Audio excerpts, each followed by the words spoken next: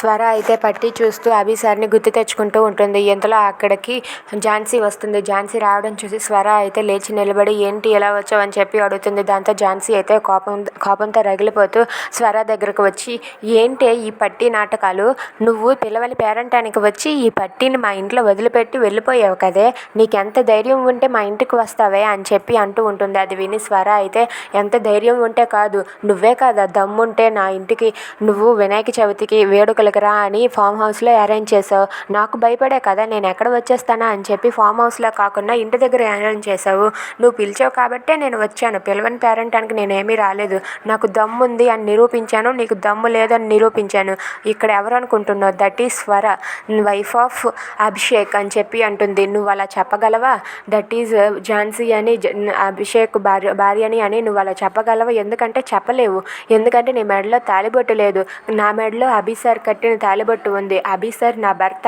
నేను అభి సార్ భార్యని, మా ఇద్దరం ఎలాగైనా సరే ఎప్పటికీ ఒక్కటే, నువ్వే వేరు, మధ్యలో వచ్చినవి మధ్యలోనే వెళ్ళిపోతాయి, అది గుర్తుపెట్టుకో ఝాన్సీ అని చెప్పి స్వర అయితే ఝాన్సీతో అంటూ ఉంటుంది. అది విని ఝాన్సీ ఒక్కసారిగా షాక్ అయ్యి నోరు మూసుకొని ఉండిపోతుంది. ఏంటి మాటలు రావటం లేదు, నేను అన్న మాటలకు నోరు పడిపోయిందా అని చెప్పి అంటుంది.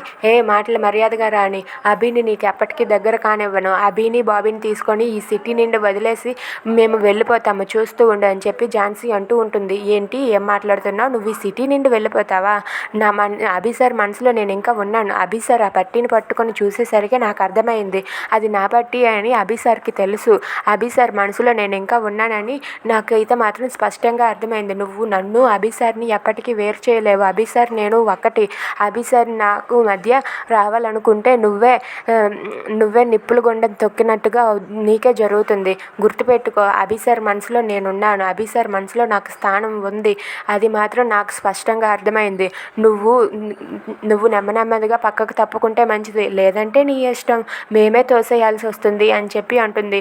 ఇక స్వర మాటలు విని ఝాన్సీ అయితే ఒక్కసారిగా షాక్ అయ్యి దీనికి ఇంత ధైర్యం ఎక్కడి నుండి వచ్చిందని చెప్పి అనుకుంటుంది. If you like this video please subscribe.